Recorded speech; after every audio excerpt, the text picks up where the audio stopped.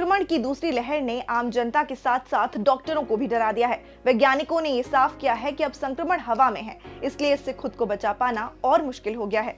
ऐसे में कोरोना को लेकर लोगों के कई सवाल हैं, जो लोग आए दिन अपने दोस्तों से, परिवार वालों से या फिर गूगल से पूछने की कोशिश करते रहते हैं। हमने आपका काम आसान कर दिया है। ये रहे कोरोना के बारे में सबसे ज्यादा पूछे जाने वाले 12 सवालों के सटीक जवाब। क्या कोरोना एक घातक और लाइलाज बीमारी है? दरअसल कोरोना अपने आप में खतरनाक नहीं है, पर ये शरीर पर जो असर करता है वो जानलेवा है। यदि समय पर इलाज हो जाए तो इसे हराया जा सकता है। सरकारी आंकड़ों की माने तो भारत में सर्वाइवल रेट 98.6% है। मैंने सुना है कि कोरोना से ज्यादा खतरा बुजुर्गों को है। हम कम उम्र वाले लोगों के लिए कोरोना कोई ज्यादा खतरनाक थोड़े है। उम्र से ज्यादा कोरोना में फिटनेस एक बेहद अहम फैक्टर है। ये किसी भी उम्र के इंसान को नुकसान पहुंचा सकता है अगर आप फिट नहीं हैं। ऐसे रोगियों को इसका ज्यादा खतरा है जो मोटापे, शुगर, अस्थमा, कैंसर या अन्य किसी ऐसे रोग से पीड़ित हैं जो शरीर की इम्यूनिटी कम करता है। मुझे 1 महीने पहले कोरोना हुआ था। मुझे दोबारा कोरोना कैसे हो सकता है, क्योंकि मेरे शरीर में तो 3-4 महीने के लिए एंटीबॉडी बन गई है।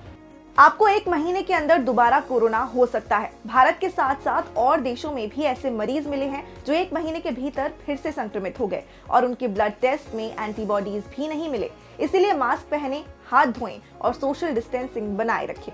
किसी इंसान का ऑक्सीजन लेवल कितना होना चाहिए और कितना ऑक्सीजन लेवल होने पर उसे खतरा हो सकता है? एक नॉर्मल व्यक्ति का ऑक्सीजन लेवल 95 से 99 के बीच रहता है। यदि आपका SpO2 95 के नीचे जाता है तो सतर्क हो जाइए। घर पर इमरजेंसी ऑक्सीजन सिलेंडर का इस्तेमाल कर सकते हैं। वहीं यदि SpO2 92 के नीचे जाता है तो तुरंत अपने डॉक्टर से संपर्क करें, उनकी सलाह लें और अस्पताल में भर्ती हो जाएं। कोरोना मरीज को रेमडेसिविर क्यों दिया जाता है और क्या इसके कोई साइड इफेक्ट्स है? इस सवाल का जवाब सुनिए हमीदिया अस्पताल के अधीक्षक और राज्य सरकार के कोविड सलाहकार डॉक्टर लोकेंद्र दवे से।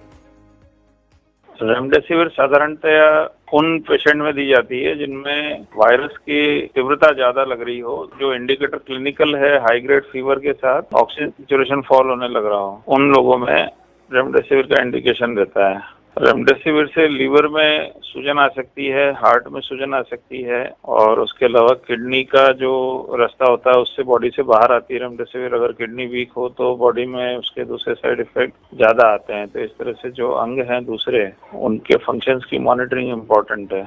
कौन सी दवा ज़्यादा बेहतर है, हाइड्रोक्सी क्लोरोक्विन या आइवरमेक्टिन? हाइड्रोक्सी क्लोरोक्विन या कोई भी दवा आपको कोविड संक्रमित होने से नहीं रोक सकती है। और तो और हाइड्रोक्सी क्लोरोक्विन के दुरुपयोग के कई जानलेवा दुष्प्रभाव भी हैं। आप भी सुनिए।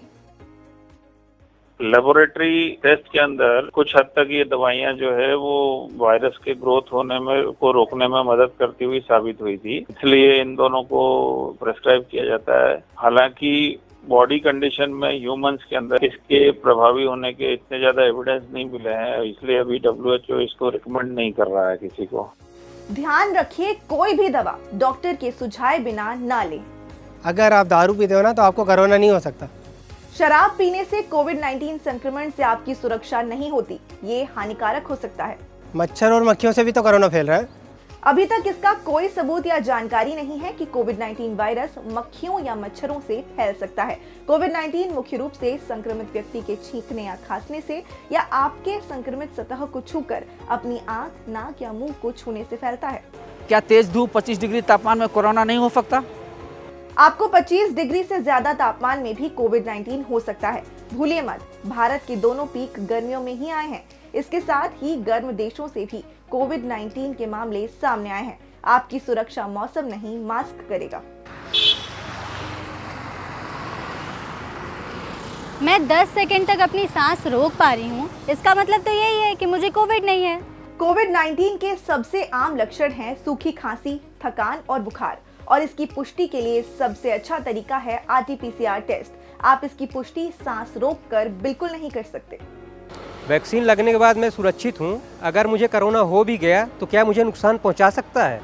कोरोना एक बहुत ही नई और जटिल बीमारी है, जिसके लिए डॉक्टर्स और वैज्ञानिक अपना बेस्ट देकर दवाएं और वैक्सीन बना रहे हैं। पर उतनी ही तेजी से ये वायरस भी अपने नए स्ट्रेन बनाता जा रहा है। वैक्सीन एक कोशिश है, पर इसके बावजूद ये समझना बेहद जरूरी है कि ये वायरस अब भी दुनिया भर में लोगों की जान ले रहा है। इसलिए हर हाल में आपका सुरक्षित रहना और अपनी सुरक्षा में अपना बेस्ट देना जरूरी है। कोरोना से जुड़ा सबसे आम मिथक क्या है? कोरोना से जुड़ा सबसे बड़ा मिथक है कि मुझे कोरोना नहीं हो सकता। लक्षण आने के बाद भी लोग सोच लेते हैं कि ये सीजनल फ्लू है। यही देर से इलाज के लिए पहुंचने की सबसे बड़ी वजह बनता है। इसलिए जरूरी है कि एक भी लक्षण आने पर आप तुरंत टेस्ट कराएं। अपना ध्यान रखें और ऐसी ही इंफॉर्मेटिव वीडियोस देखने के लिए आप देखते रहिए दैनिक भास्कर ऐप। शेयर और डाउनलोड करें दैनिक भास्कर ऐप।